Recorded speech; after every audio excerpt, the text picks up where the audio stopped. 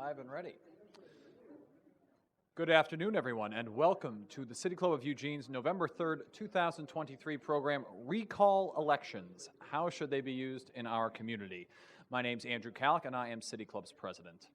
Today's City Club comes to you live from the 5th Street Market District in the heart of downtown Eugene, and it's my pleasure to extend a warm welcome to our speakers and to all of you joining us in person, online, and over the radio. For 3 decades, the City Club of Eugene has remained dedicated to its founding mission, to build community vision through open inquiry. In accordance with our mission and purpose, we hope to connect people throughout our community and across generations, identities, experiences, and perspectives. You are invited this week and every week to join us in this effort, to share your wisdom, learn something new, and take active steps to make a difference in this city and region that we love. Of course, we can't do this work alone, so I want to send a special thank you to our Platinum, Community, and Diamond sponsors. The Eugene Area Chamber of Commerce, serving as a catalytic leader in creating a vibrant and diverse economy that drives economic opportunity and well-being. Kaiser Permanente, which exists to provide high-quality, affordable healthcare services and to improve the health of our members and the communities we serve. More information at www.kp.org. The University of Oregon has helped Oregonians question critically, think logically, reason effectively, communicate clearly, act creatively, and live ethically since 1876. Get more information at uoregon.edu. Peace Health has been proud to serve Eugene, Lane County, and beyond as your hometown healthcare provider for more than 80 years. The Peace Health mission is to keep you and your family healthy. Learn more at peacehealth.org. Lane Community College transforms lives through learning. LCC provides comprehensive, accessible, high-quality educational opportunities that promote student success. For more information, visit lanecc.edu. The AARP of Oregon is a trusted and positive force for social change, using the experience and leadership of volunteer members to benefit all Oregonians as we age. More information at states.aarp.org/Oregon.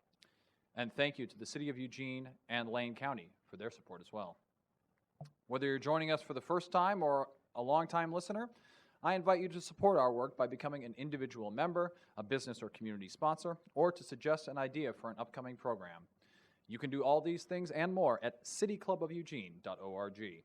Your support and encouragement make these community conversations possible. And of course, City Club is not just about conversation. As we say every week, it's about taking that conversation and translating it into action. And it's our hope that with informed understanding, you will engage in the issues impacting our community. And the one that we're talking about today, recalls, is certainly one that has been affecting our community in recent months and years. Indeed, just last month, Eugene voters rejected an effort to recall a sitting state legislator, and that followed on the heels of a successful recall of a Eugene city councilor last year and a threatened recall of a 4J school board member. Meanwhile, across Oregon and indeed across the country, recalls are rising in frequency, and with them a conversation has emerged about the appropriate use of this critical check on elected officials.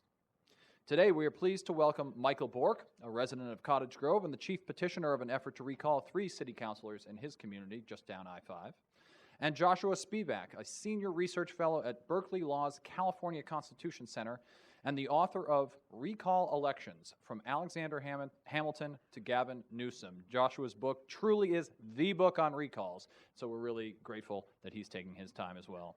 Please join me in welcoming our panelists.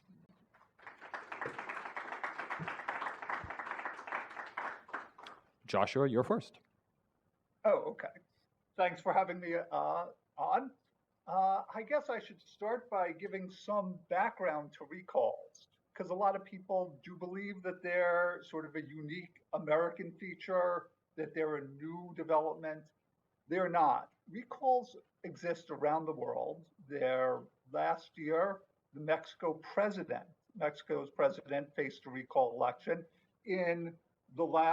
In this century, 3 presidents in Venezuela, in Romania, and Mexico faced recalls, and the UK adopted it in 2015. A lot of different places have it. Recalls are not new to America. They, in some fashion, existed since 1631.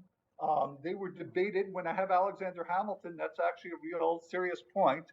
They were in the Virginia Plan, which was in some ways the first draft of the US Constitution. They were voted down at the Constitutional Convention and then following the convention and the ratification debates, there was a very heavy discussion, especially in New York and especially by Alexander Hamilton, over whether recalls should be allowed for U.S. senators. Recalls disappeared effectively for 100 years, and then over 100 years, came back in America really with the progressive era. Not the current version of progressives, but the early 20th century one, Teddy Roosevelt and others, and Bob Lafayette, if the names ring bells, I'm sure Teddy Roosevelt does. That recall started, it's not even clear. The history is very odd, but Los Angeles adopted in 1903. Then Oregon became the first state in the US to adopt it for all officials in 1908. 1910, 1911, that's when California adopted it. At this point, 20 states have recall elections throughout the country that allow it for some or all state level officials. And again, this is not so clear, but it seems 40 to 41 have some version of a recall for local officials. So most states have some version and do have recalls. The majority of states had a recall since I've been keeping specific statistical track in 2011. So recalls are a regular feature of American government. What's somewhat surprising, perhaps, is that they are generally not a partisan election. They are usually very policy-based. This may not be a surprise because most jurisdictions, whether it's a state or a city or a district, are usually one party dominated or another. So recalls don't happen necessarily for partisan reasons. There are plenty of them that have, but most of them are not that. Recalls are also not really about corruption. Most people see recalls as about, that's why they should have a recall. That's what a recall is about. It is not really why recalls were adopted. In some states they were, but California, for instance, you adopted it to what they called kick the SP, the Southern Pacific Railroad, which was the most powerful entity in the state, out of politics. And in general, this is a divide in the law. So just to explain a bit about recall laws vary very widely. In some states, there are what we call a malfeasance or judicial recall standard, where you do need to show a specific statutorily delineated showing of cause. That could be corruption, malfeasance, and conviction, or demonstrated incompetence, which is very hard to show. Those states don't have that many recalls. Other states, Oregon, California, Michigan, Wisconsin, states that you think of as having recalls, they have what's called a political recall law, where you could effectively remove somebody for any reason whatsoever. Recalls also have very different policies on how the votes take place. And you see this in Oregon versus California, where in some states they have a replacement vote.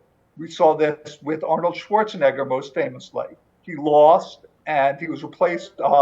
Gray Davis, the California sitting governor, a Democrat, lost the race. There was a separate replacement race. Arnold Schwarzenegger won that race. They could have that race on a separate day, the same day. You could have that race, you could have an election where both of them run together. Or as in Wisconsin, basically a jungle election where the candidate just faced a new election effectively.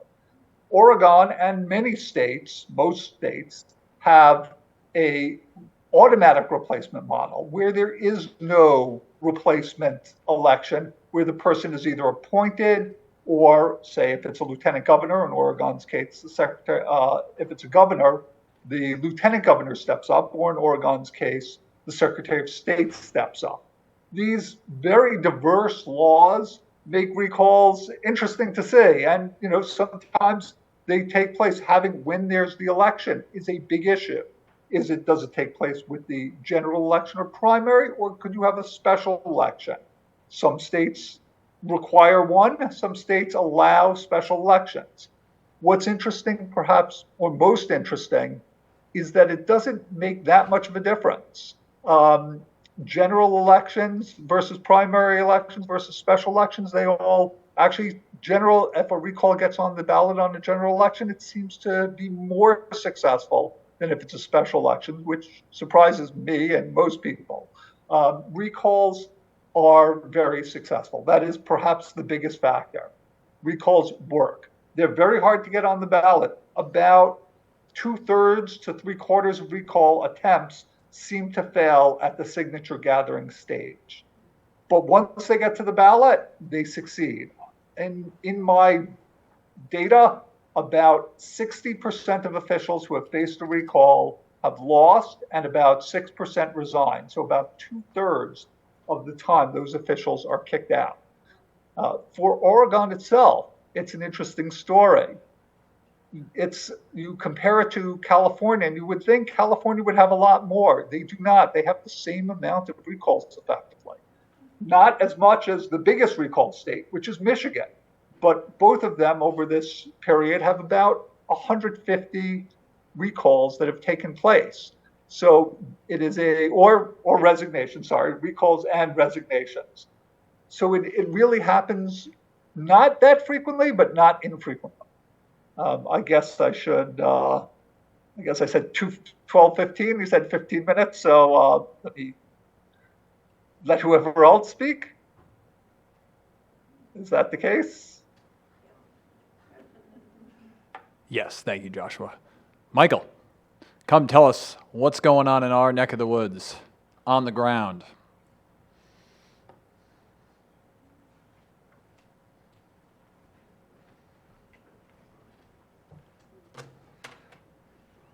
Well, I guess I can say good afternoon.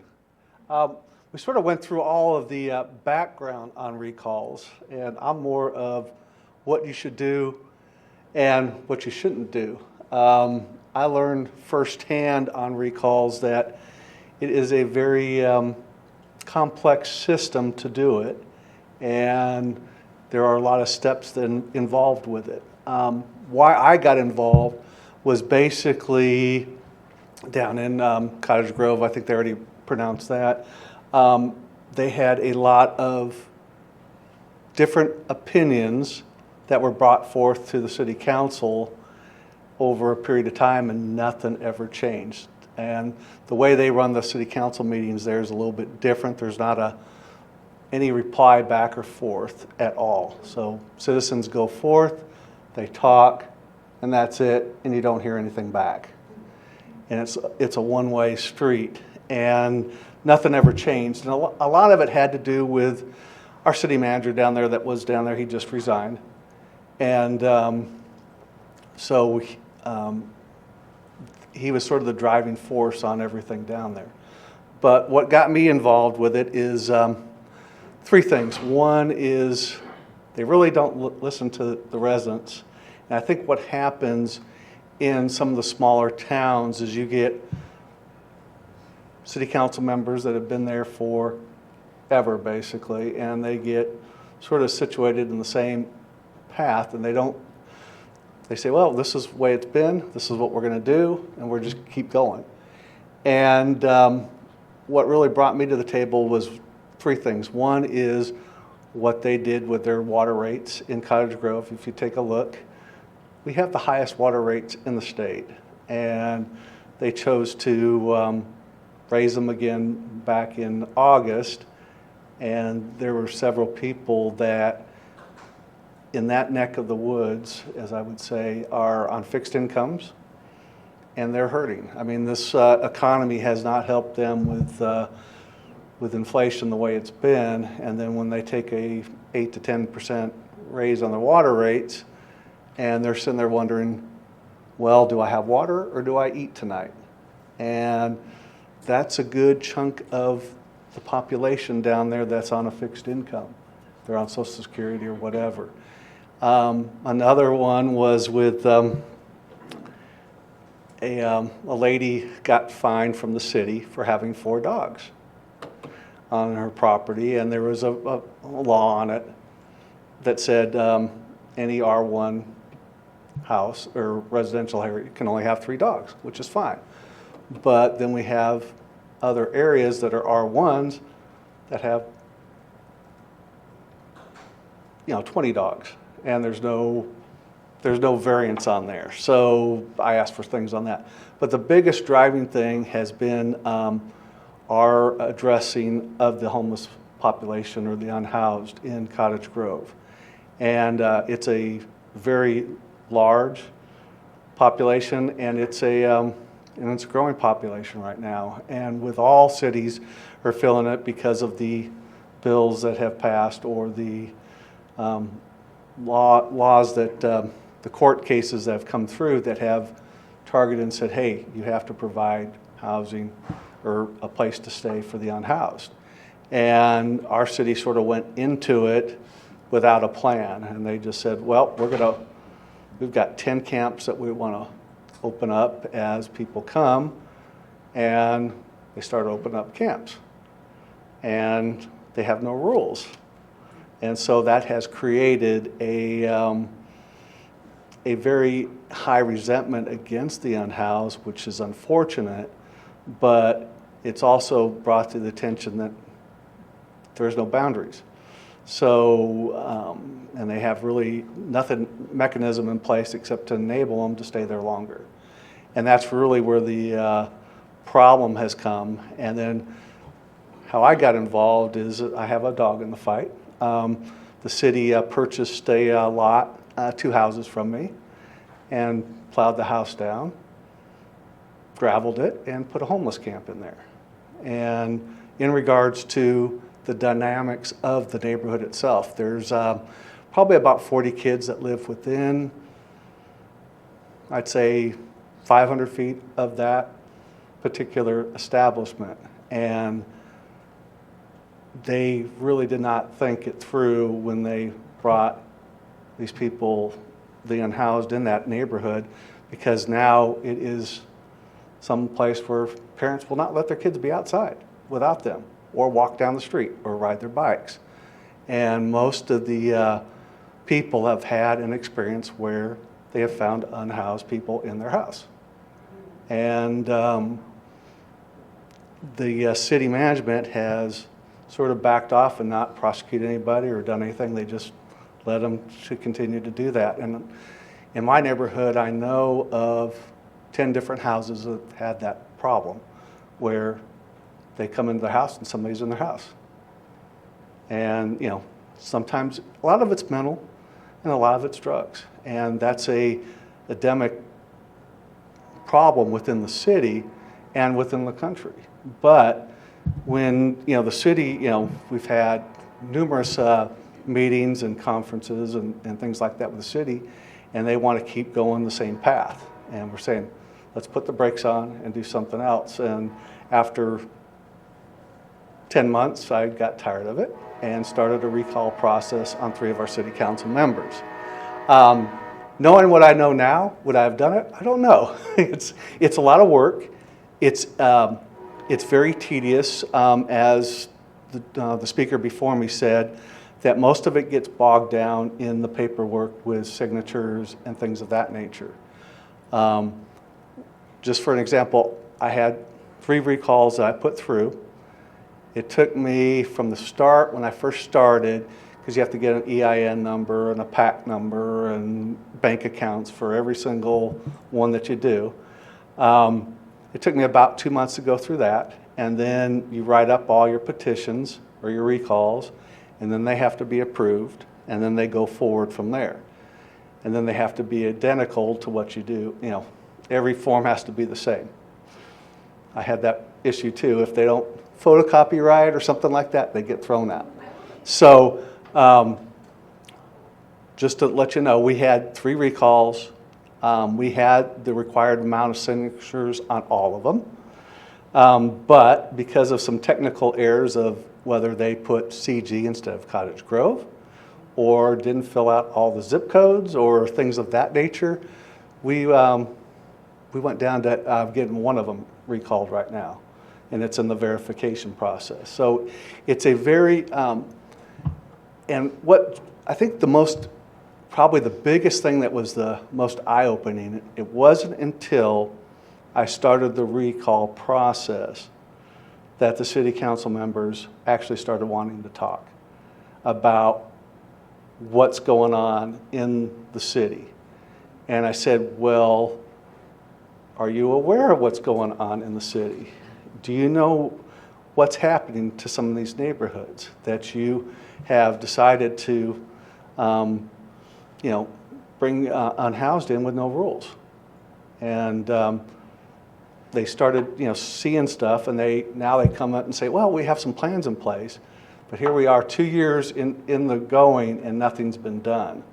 And so the biggest thing that I found, and I wasn't until I started digging in, is they have changed a lot of the demographics within the city for the city council.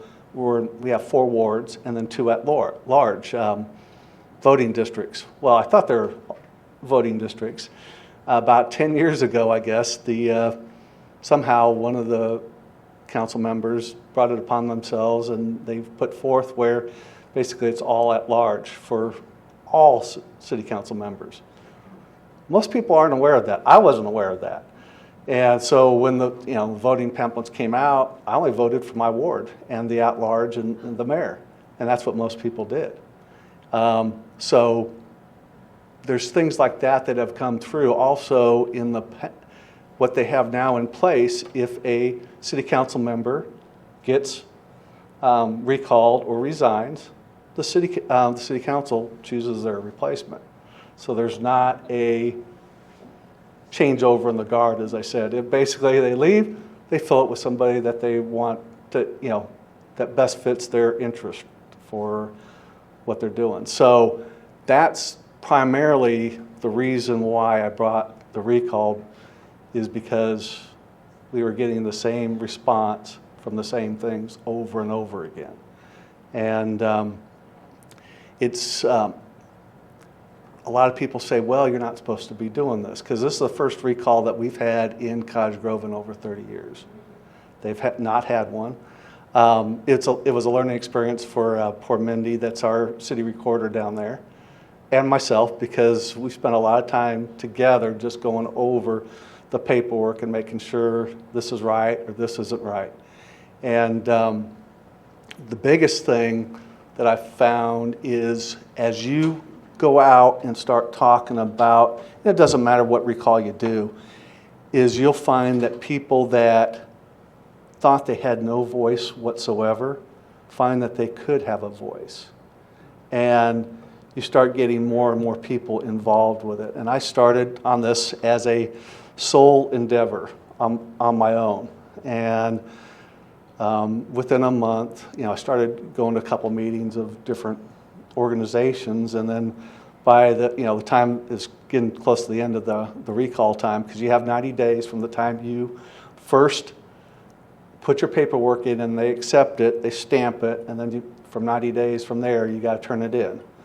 And what I've learned is you have all your ducks in a row before you start, because time waste as you go down. So it really, and I didn't do that. I was one that, I started, and I started going out, just walking, talking to people.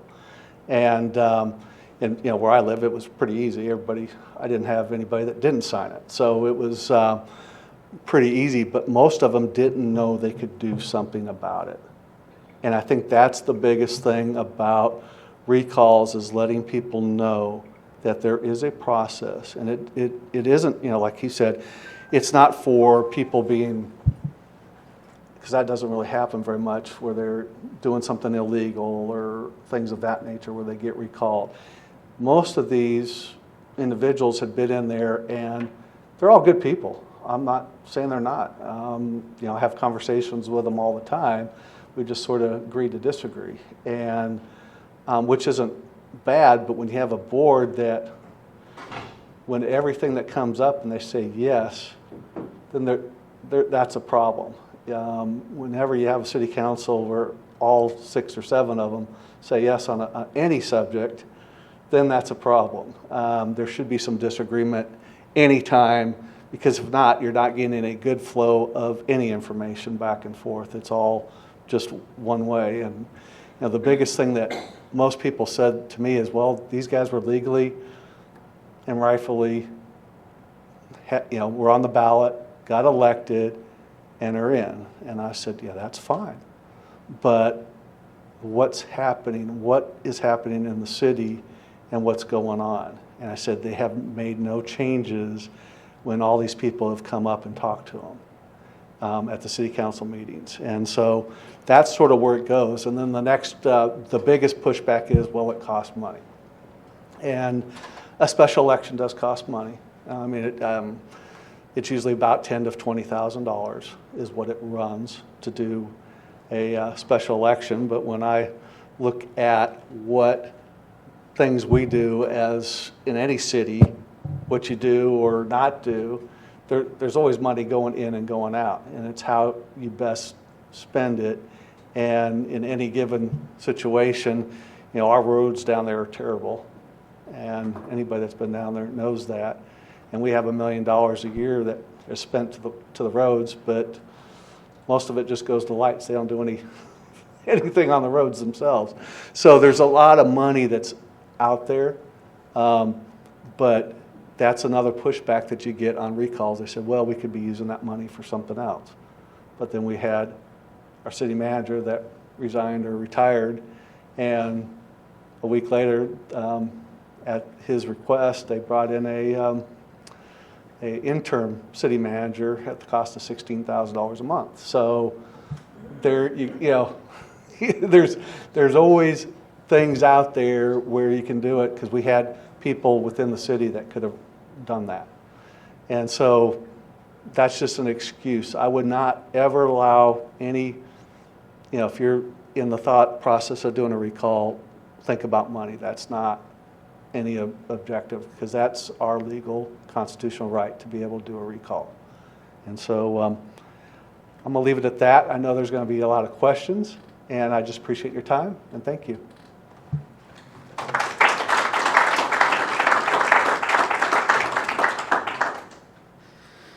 Thank you, Michael. We'll begin our question and answer segment in just a moment, but first I'd like to thank the business and in-kind sponsors whose support helps to make City Club possible. Thank you to our gold sponsors, Network Charter School, Hirschner Hunter LLC, and Evans Elder Brown and Subert. Thank you also to our in-kind sponsors, KRVM 91.9 Radio, Alpha IT, Dotson's Photography, the Ninkasi Better Living Room, and Claim 52. Also, a special thank you to our award-winning public radio station, KLCC FM 89.7, for airing City Club programs Monday nights at 7 p.m. For those listening at home right now, your household is one of several thousand tuning into City Club on KLCC, and we love that you are here. You can also find all recent City Club programs archived on KLCC, as well as on our YouTube channel and as podcasts. Again, we'll take a brief break, and then we will return with questions for our panel. Thank you.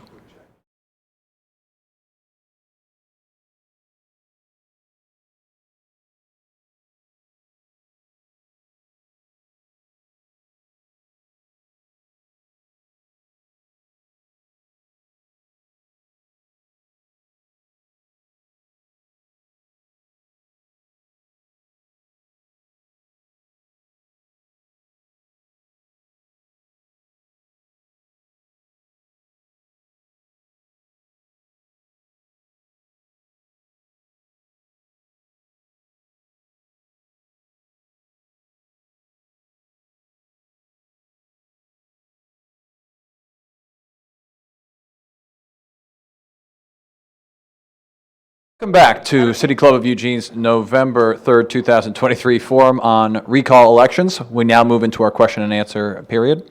Sandra, you're the first. Sandra Bishop, City Club member. Michael, thank you very much for coming today. It's good to hear the local story behind what's going on at Cottage Grove. I didn't live in the actual district, but I worked very hard on the recall of the city councilor.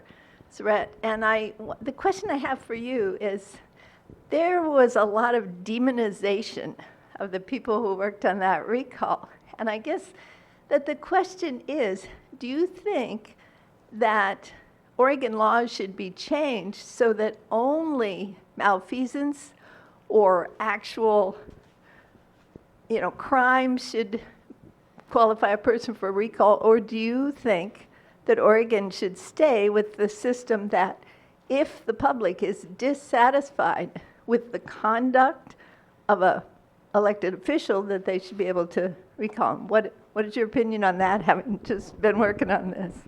No, that's a real good question, and that's one that's been brought to my face a lot of times. And, under the current law and the way it's written, it's perfectly okay to do that. Now, is it right? I think in some circumstances it is, and probably in other ones it's not.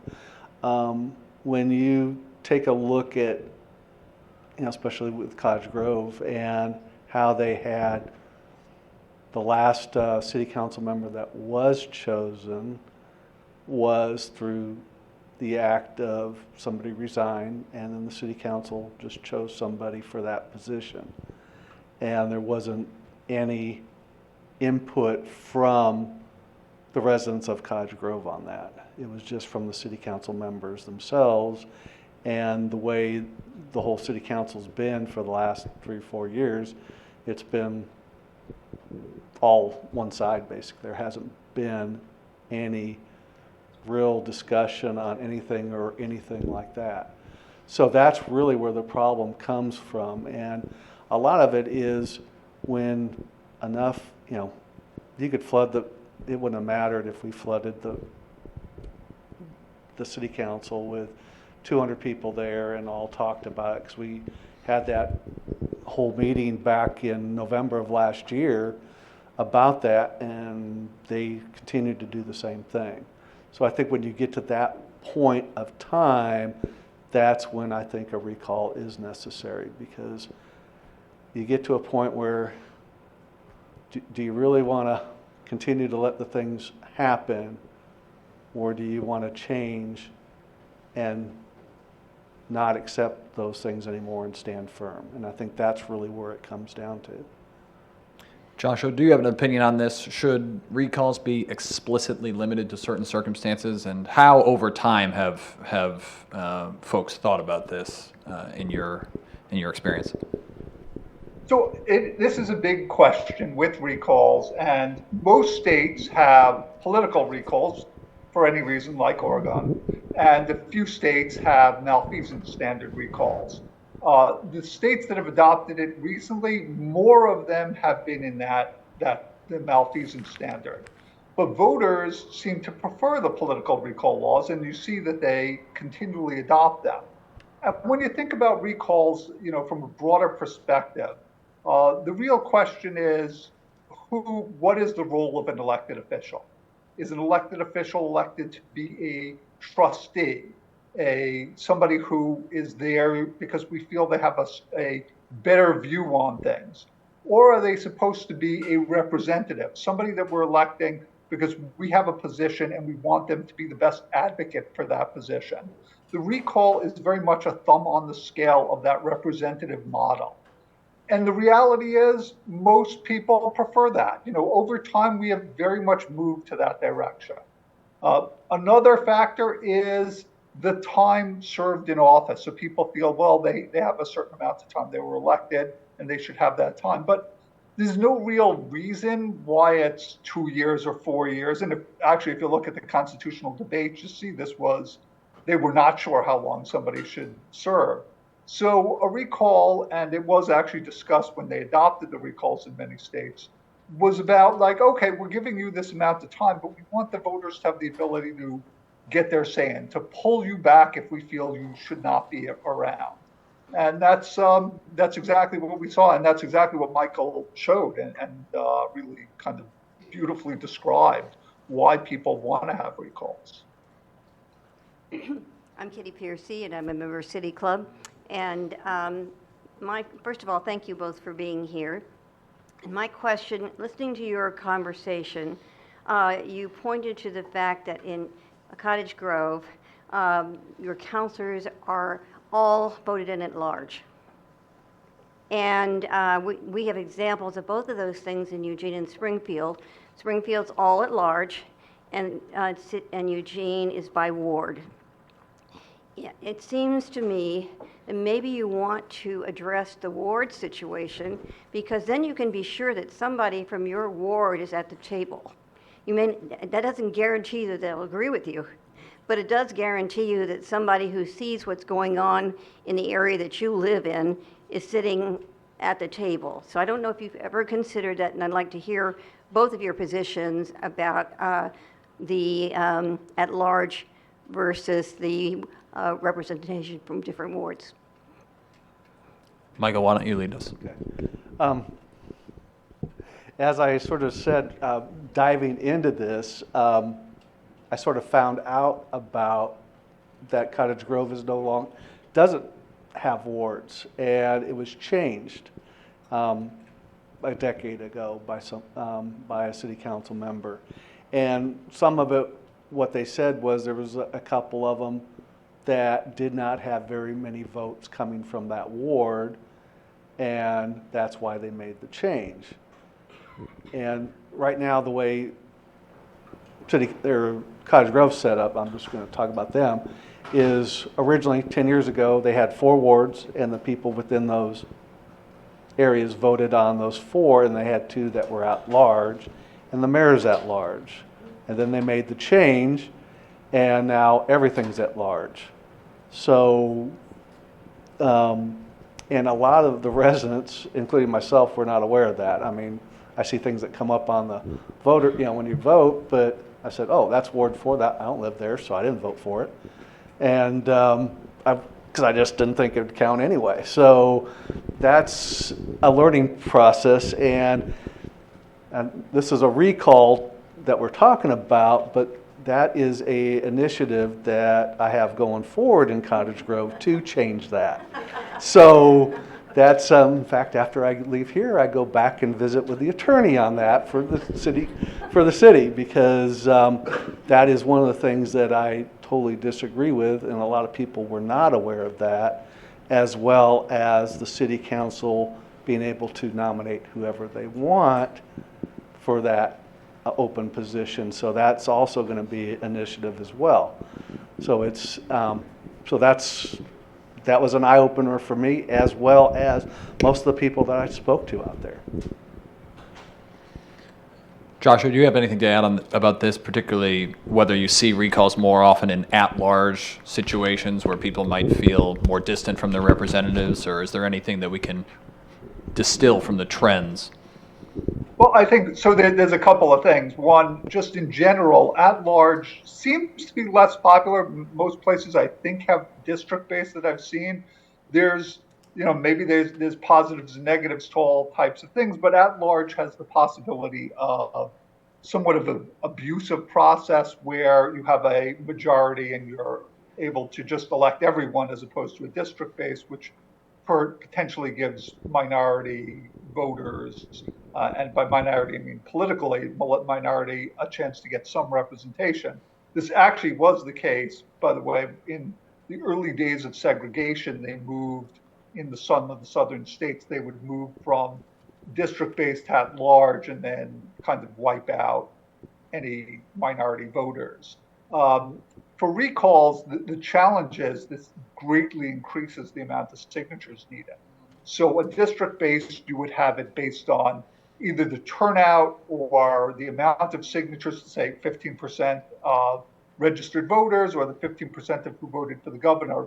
This immediately an at-large would be the entire city, or village or town, and it just makes it much harder to get a recall on the ballot. Thank you. Hi, Harry Sanger. I'm a guest of the City Club today, but I wanted to speak to that ward versus at-large and how it affects the recall floor, where in Oregon it's 15% of the voters in the previous gubernatorial election, so it seems like it would be a lot easier to get those votes in a smaller ward versus an at-large election. Most Eugene City Council races are decided in an open primary rather than in the general election, which also reduces turnout. So the Ward 7 recall specifically was labeled as anti-democratic because only 3,928 ballots were cast among Ward 7 voters. But looking at the 6,105 ballot Ward 7 voters cast in the May 2020 primary election, only 4,561 voted in the city council election.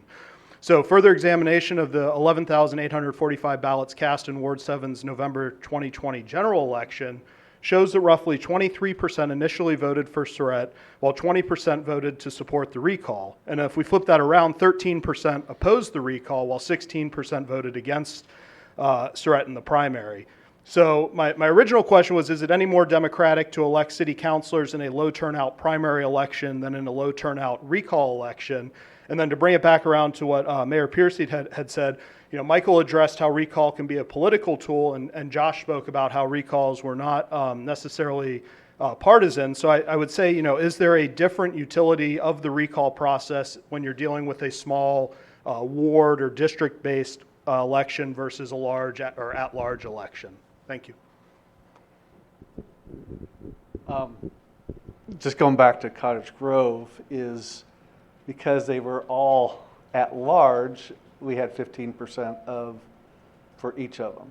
So it didn't matter if it was one position was at large and the other two were in wards, that we chose to recall based on their voting and how they presented themselves at the city council meeting. So we had the same amount regardless. Now, if it went to a ward situation, then that number would change and would be based on what was actually, who voted in that given ward area. So I think the wards are a necessity because it allows somebody that actually is within that ward, in Cottage Grove, they have to live there. And they actually represent, where right now, where we have all at large, that's not represented in the population there. And especially with myself going out there and talking to, residents within all the different wards. And it was quite amazing that most of them did not feel represented at all. Joshua, do we have any reason to suspect that recalls are anti-democratic or less democratic than general elections, either in terms of lower turnout, different types of turnout, and anything you've seen in the research that speaks to that question? So it really depends, and actually I love that question because I spent a lot of time thinking about signature gathering and the number and how they should be decided, how this is viewed by voters and by the law. But sometimes turnout is much lower, and I've seen where you need 8 signatures. But sometimes it is much, much higher. The governor of California, the governor of Wisconsin, those recalls, all three, the 2 governors of California, the actual recall vote was much higher than the election, the original election, that's a gubernatorial election. So it's not necessarily that it'll be a low turnout thing, a recall. So in that sense, there's this question, well, what counts? I think there is that issue of how many signatures are needed, what types of signatures, that's really like a kind of a good debate. I have previously thought until this year that it should be tied to how many registered voters. But then there were 2 elections where I've seen in LA and in New Orleans where there was a debate on the rolls. So perhaps Oregon has actually a really good system, 15% of governors. So it's not a poor turnout in one small election. You're basing it on the big election in the state. And that gives you maybe the biggest role that you can in terms of how many signatures are needed. Thank you. Ruth Demler, and I'd like to refer back to an election change that was made in San Diego. Completely took money as the essential habit for elections, or the essential control of elections, to ward or district elections. And we experienced a completely different group of people running the city, and people seemed to be thrilled that were involved. We had the first Black elected in the Black community. We had the first Chicano in the Chicano district. We had the first gay person in the gay district, and they happened to be living near each other, but they spoke up for their district, and they finally had a voice. Before that, they never had a voice. It was money that controlled the elections when it was citywide. With just small amounts of money, they could put together and see that they were really represented for the first time. And it was quite a celebration. So I'd like it if you could also refer to that. Sometimes you might like to see what happened in San Diego. Yeah, thank you, Ruth. Thanks for bringing that up. And maybe that begs a question about recalls and money in politics. Oregon doesn't have many campaign finance laws. We know that. Do recalls, and maybe you can start with this one, Joshua, do recalls give an advantage to the deep-pocketed more so than even a general election would? Or how do you see money playing a role, if at all, in the recall process? Well, I always like this great quote by Mark Hanna, who's one of the greatest political consultants ever. He elected William McKinley, who says there's two things important in politics. One is money, and I forgot the other. So that is how it will work that way. And recalls, it'll work that way anywhere. You need people to gather signatures. In many states, that's with big pockets. You have to spend money on that. It really costs a lot. As we heard, there's a lot of expenses in terms of getting the recall together. It is very difficult. If you hire a lawyer who actually knows what they're doing, that may make it easier. Could be that there's no lawyer who knows what they're doing because there's not that many recalls. But all of these factors make a recall more likely to succeed. That said, it seems that the actual election, there's been plenty of recalls where the bigger donor, the person who's the elected official, loses simply because the problem was getting to the ballot. Once they're there, the voters really wanted to have their say. Michael, you mentioned how your effort was grassroots. Yeah. Did money come into play in your election or your recall effort in the general election for council? Yeah. How does it play in the local Well, context? I think at first it really doesn't. Where you would spend the money is, as I said, it was grassroots, so it was just myself basically going out. And then as people saw what I was doing, jumped on board and, started helping me. That's sort of where my original problem was, because it started growing and I didn't have the time to dedicate to a lot of that, and that's my fault. And I've taken full responsibility. I felt sorry for the people that actually helped me with it. But the initial part, I don't think costs the money. Once you get all of the petitions in, and you go and they get verified. Ours are going to get verified on November 17th here at the Lane County elections. And once that happens, then whoever it is that gets recalled, they have the option to resign or do a statement, and then it goes to a vote in 35 days. That's Oregon law, and that's, just the way it is. That's where I think the money would get spent, is to go back out there and hit people on, hey, we've got an election coming, this is what it's for, boom. And I think whoever's that's already there, they would be spending the money at that time to say, hey, I'm doing a good job, I've done this, please don't recall me. And I think that's where the money, I think in a small town, it's not as prevalent.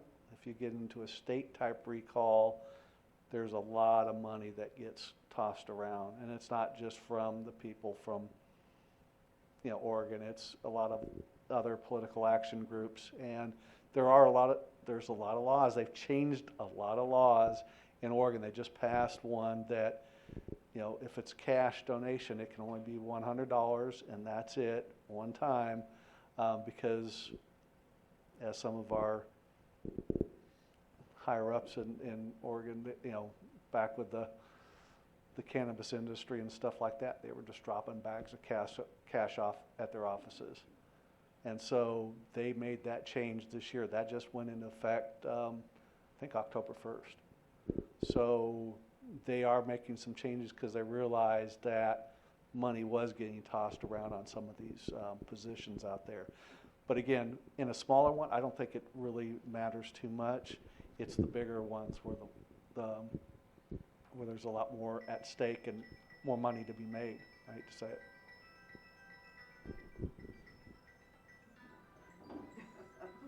Thank you. One moment. For those of you listening at home, we had a cell phone, but we also had Michael's perfect facial expression when talking about Oregon campaign finance laws. So if you ever thought, why should I go? I can listen on the radio. Well, you're missing out on these facial expressions. So.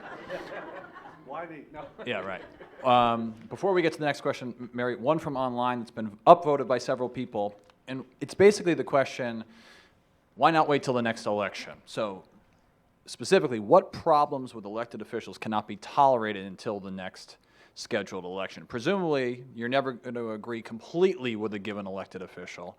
So is it the number of problems, the severity of the problems? What is it that can't wait till the next scheduled election? I think this one's for you, Michael. That's a great question. And like I said, when I first started into this, it was a passion of mine. And I went out and just chose, I didn't even really look, I'll be honest, I really didn't look at the city councilors and the time that they had left or other things. I just looked at, when I was there, how they voted and how they reacted to certain things out there. And that's basically what made my decision on who I was going to recall. And at first I was going to just do one, but the way the makeup of the city council was, it was so far, if I took care of one, it wouldn't have made a difference. So it really needed to get back into where it was more of a balanced council. And so that's why I chose 3 and went from there. Now that I've looked at it, some of them are out a little bit longer. There was one that was brand new, and within the regs, they have to be in their position for over 6 months before you can do a recall. So that's just one of those things that's out there. So that eliminated one that I was going to target. So it's just, that's why I went with the 3 that I did. And I think it's getting down to the question of who. It's really, if I'd known what I know now, I probably would not have targeted the one that was in my council, even though that were the ward, because he's coming up for election this next November. So that I probably would have made a change on that if I'd known that. But given that, I think there is not a time, because there are certain things that happen out there that you just can't tolerate anymore, and you've got to take a stand. And if you fail, then you fail. But at least you made it an effort, an attempt, and if you have the support of the residents, then I think it's worthwhile. If you don't, and if I would have went out there and didn't have the support, I wouldn't have kept going. I would have stopped and said, okay, I'm good. And there's nothing in the process. You can start a recall, and then at any time, as the chief petitioner, you can withdraw it. And so, but I've had enough support, and just because of some technical things that I did, all 3 of them aren't on there. So that's just the way it went. Thank you. Mary Layton, City Club resident for a long time. So also relevant to the point, a member of a family that has for generations run for office, sometimes been elected, sometimes not been elected, sometimes been elected and not elected. And so I listened to you and I'm thinking, holy cow, this guy has put hours and hours and hours into walking the pavement, ward healing, we used to call that in Chicago. And So when are you going to run for office? I mean, really, you got everything you need to know about the nitty-gritty of it, and you've certainly thought of the issues. And so there's an opening coming up, apparently, in a... I mean, I'm quite serious. Yeah. We need serious people on these, Yeah. in these groups. Well, that's a great question, and most people that I have talked to said, well, when are you running? And I've said, you know, that wasn't my intent. My intent was to make a change and get the direction going and then go from there. And, but now that it's, progressed a lot longer than what I wanted, I probably will run. So, for that ward. So, but it's and there's the great thing, at least for myself, is when I've gone out and canvassed, and out of anything, I love doing that. I like going and talking to people. I don't have a problem talking, as you can tell. But it's finding their perspective on things and what's really important, because what's important to me isn't important to them. Something else is more important. And that's what I've really learned out there, is that you have to get out and talk to your residents and find out what's really affecting them and what they're looking for. And I think that's the key. And we've lost that because we get bogged down in the minutia of, well, I've got the city council meeting, we've got all these agendas, and I've got to do this. And I've got my regular job. And so that's where the problem, I think, comes is, some of it's time, but then some of it's managing that time and making sure that you're really keyed in on your people that that you're supposed to be representing. That's really what it comes down to, is representing the people that are out there. And I think we've lost that all across the board. With anything, it's more about how can I win my next election, instead of what can I do for my residents today to make their lives better, today, not 10 years from now. I think that's really what it comes down to. Joshua, I'd like to hear Joshua's response to why we can't wait to the next election. The next election is 6 months away, or less than 6 months away, for a primary in May in Oregon, or for a general in November. Why do we have to have one 35 days after the signatures are verified? Frequently, there is this grace period, as Michael mentioned, where there's no recall allowed. Not every state has that. Some states have 6 months before, 6 months after, 6 months in the start of the term. Some states will have it 6 months before the next election. So they do consider that, depending on the state, that like, okay, we don't want to have the recall if it's then. But on another more practical level, perhaps, well, that's enough time to enact policy. So maybe I want to remove you right now so you can't do whatever policy I do not like. Again, this is really a decision by the voters and by the elected officials when they adopt the recall law. Thank you. Another question from our viewers online. Negative campaigning is a source of concern for many Oregonians. Since recalls specifically oppose individuals, is there anything recall campaigns can do to maintain a positive and issue-focused approach? I'm curious if you tried to do that, Michael, how negative it was against the individual versus positive, and Joshua, whether you've seen anything in the campaigning around recalls that suggests they're more negative than the general election. Well, for me, I never really addressed the counselors. What I addressed was the problems that we had within the city, and focused in on that and said, this is the way we've been going. We haven't had any changes. It's now is the time to make the change.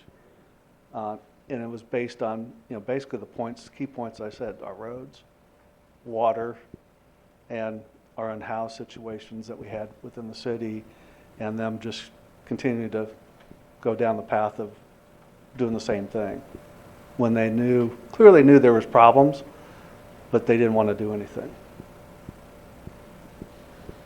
Joshua, what have you seen in these types of elections in terms of negative Yeah, campaigning versus a regular election? I don't see it as more negative than other elections. As I said, and as Michael really showed, it's generally policy-based. That's not to say that there's not negative elections and a lot of negative campaigning, but it's really a policy issue. And the reality is, elections have always been extremely negative. You know, we like to think that they were this very positive, everybody was just sitting there talking and deciding on who was the best person. But you go back to, you know, Jefferson versus Adams, and you will see we were very, very negative as in every election. Michael, maybe you'll be the first to run a positive campaign. We'll have to watch. That's all the time we have for questions today. Please join me in thanking our panelists. This has been our November 3rd, 2023 conversation at the City Club of Eugene with Michael Bork and Joshua Spivak.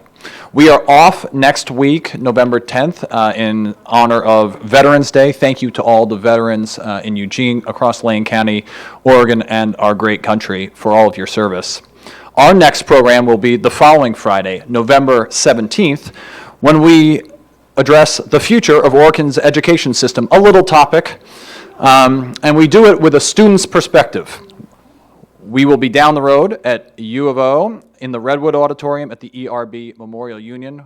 The students from the Democrats, from the Republicans, from the Democratic Socialists are going to be our panelists.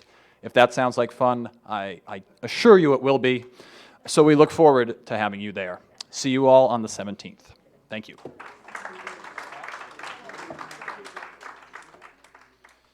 Thanks so much.